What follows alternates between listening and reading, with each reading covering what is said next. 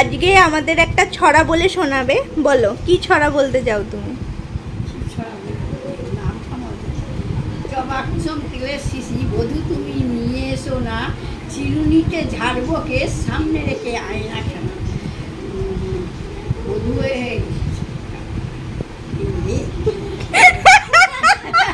ভুলে গেছে দাঁড়া, সামনে রেখে আয়না কেন। এবার এলে বধূ আমি বলবো আমি তক্তা নালে শোবো না, নারকোল ভাজা খেতে মজা, লাউ ভাজা খাবো না। কোত্থেকে শিখেছো এই ছড়াটা? কেন বলো না, তারপরে এখন তুই তুলছিস কেন? আমি ও আচ্ছা আচ্ছা বলো। তারপরে এমন চিঠি লিখে দেবো জোড়া ডালি উঠেছে। কোথা থেকে শিখেছো ছড়াটা? কেন না বলো, এত সুন্দর ছড়া তুমি বললে, তোমায় তো একটা পুরস্কার দেওয়া দরকার। আবার এইবার মনে পড়েছে সবটা মনে পড়েছে? তাহলে কি হবে এখন? সবটা মনে পড়েছে আবার বলবে?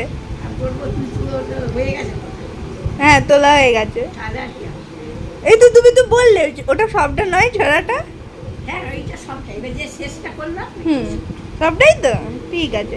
এটা তাহলে আমি ছাড়বো ভিডিওটা। আমার ইচ্ছা আমি এর স্বামীটা কাজ করে নিজের মনেতে চিরুনি আর জবা কুসুম তেল মাথায় দিচ্ছে আর চিরুনি দিয়ে চুল আয়রাচ্ছে আর বলছে জবা কুসুম তেল মাথায় চিরুনিতে ঝাড়বো কেশ সামনে রেখে আয়না কেন, সামনে রেখে আয়না কেন।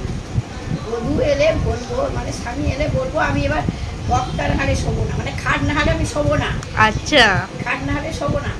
আর নারকোল হচ্ছে লাউ ভাজা খাবো না, নারকোল ভাজা খেতে মজা, লাউ ভাজা খাবো না। বধূ এবার আমি এলে বলবো বক্তার হারে শোবো। আচ্ছা এটা হচ্ছে ছড়াটার মানে, তাই তো?